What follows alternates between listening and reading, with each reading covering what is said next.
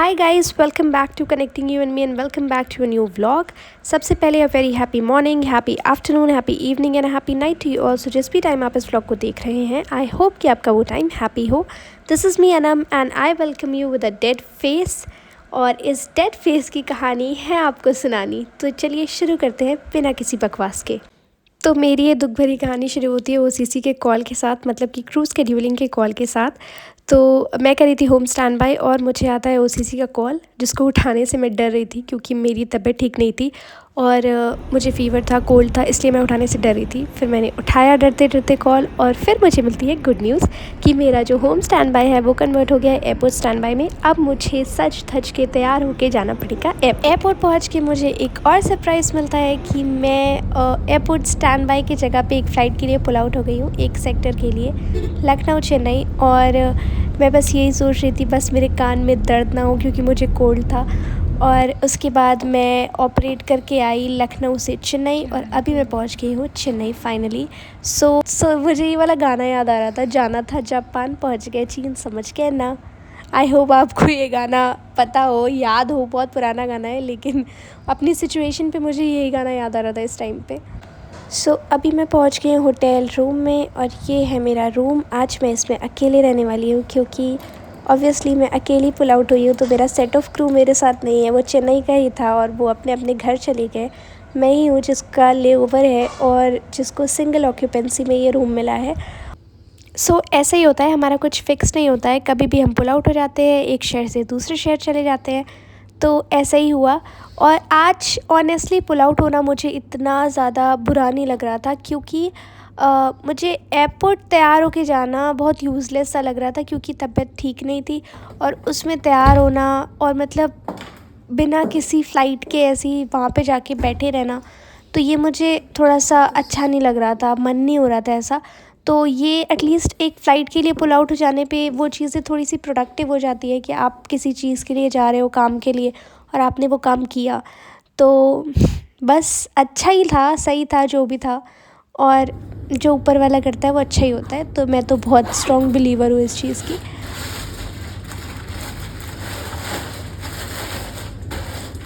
सबसे पहले तो आई सिक्योर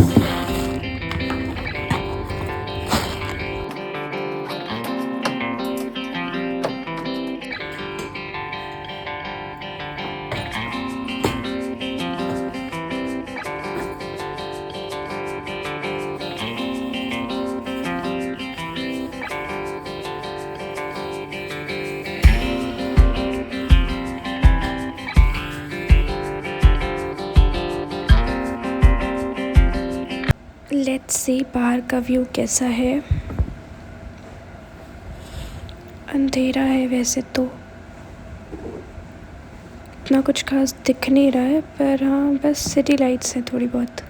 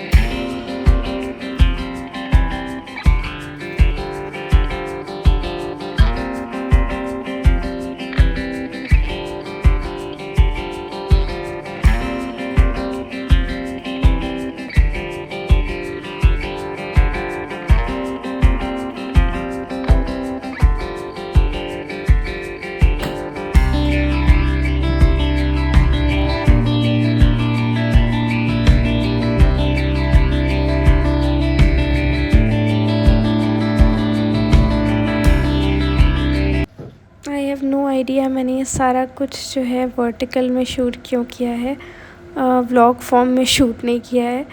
बट जैसा भी था मैंने सोचा आपके साथ शेयर करना बनता है तो मैंने शेयर कर दिया है. और काफ़ी दिनों के बाद व्लॉग शूट करी थी तो इसलिए शायद इस चीज़ पे ध्यान नहीं गया.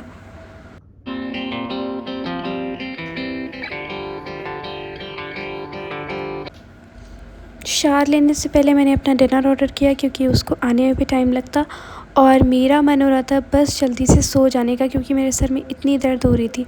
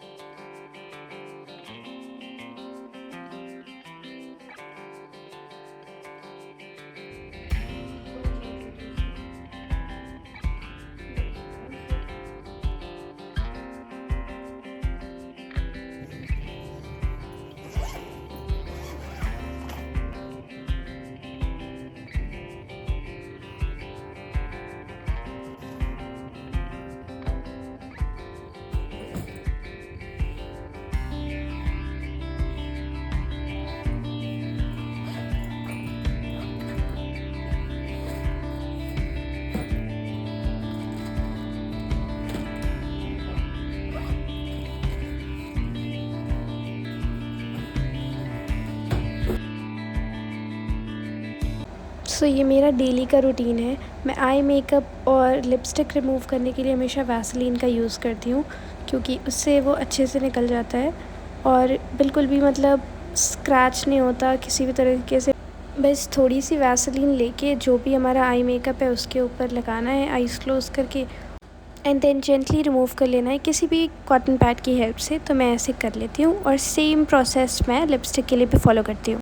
बाकी के मेकअप को रिमूव करने के लिए I prefer washing the face thoroughly with a gentle face wash. उससे अच्छे से निकल जाता है सारा makeup, and then put some moisturiser. यही है मेरा डेली रूटीन, मतलब मैं इतना ही करती हूँ, बस मॉइस्चराइज़र लगाती हूँ, बात ख़त्म, उतना ही करती हूँ मैं बस।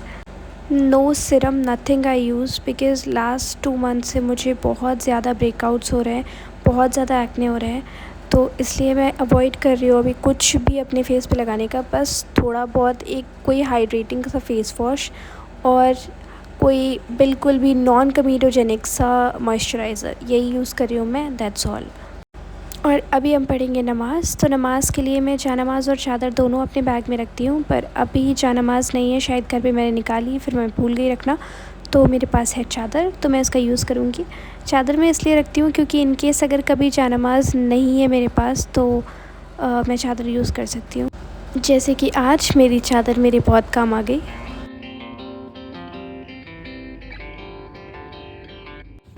अभी नमाज़ भी हो चुकी है और खाना भी आ चुका है, तो हम खाएंगे खाना। मैं आपको दिखाती हूँ मैंने खाने में क्या क्या मंगाया है।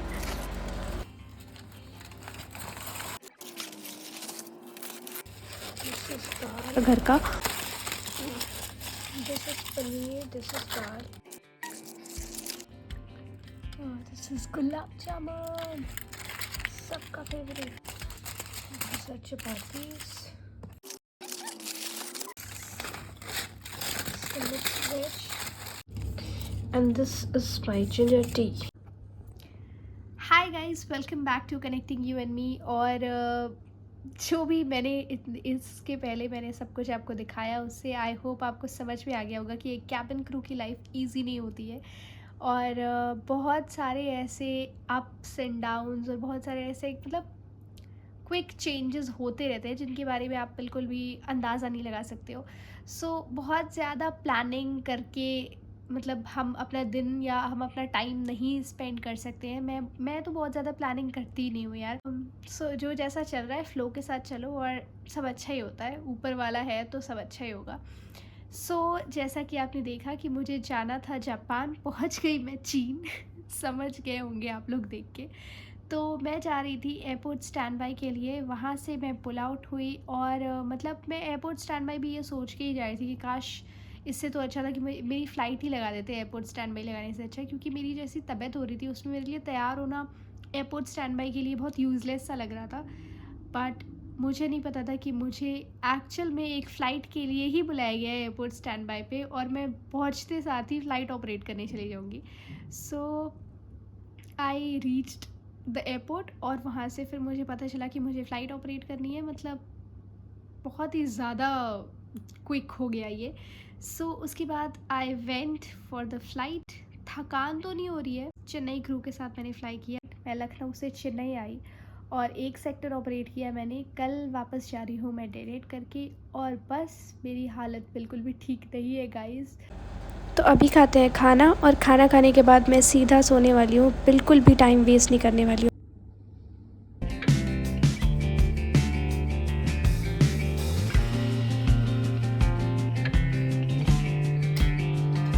Good night guys. तो गुड मॉर्निंग गाइस, मैं उठ गई हूँ और मैंने शावर ले लिया है। सबसे पहले ब्रेकफास्ट करेंगे। मैं दिखाती हूँ आपको मैंने ब्रेकफास्ट में क्या मंगाया है। When in Chennai, how can we not have dosa, masala dosa, you know, masala dosa with some sambar and some chutney.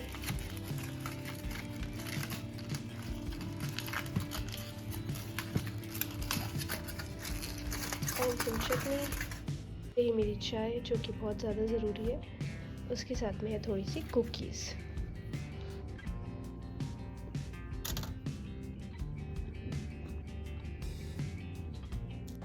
तो अभी थोड़ा सा जल्दी जल्दी रेडी होना है क्योंकि मैं थोड़ी सी लेट हो गई हूँ और यहाँ से मतलब कि इस होटल से एयरपोर्ट भी थोड़ा दूर है, तो बहुत ही जल्दी जल्दी रेडी होना पड़ेगा, इसलिए रेडी होते हुए तो मैं शूट नहीं कर पाऊँगी।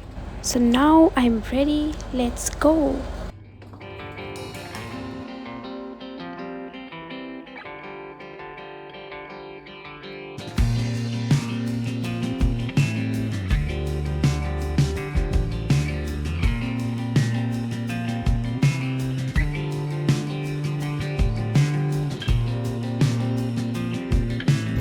फाइनली भागते भागते मैंने एयरक्राफ्ट बोर्ड कर लिया है और अभी हम रेडी हैं फॉर टेक ऑफ।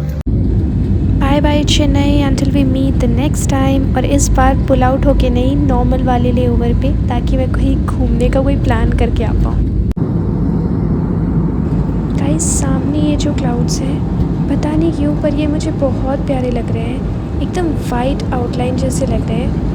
सो ये थोड़ा स्पेशल है, ये बहुत रेयरली देखने मिलता है। सामने वो जो नीचे नीचे नीचे जा रहा है ना, वो एक दूसरा एयरक्राफ्ट है और एक एयरक्राफ्ट में बैठ के दूसरा एयरक्राफ्ट ऐसा दिखता है, छोटू सा।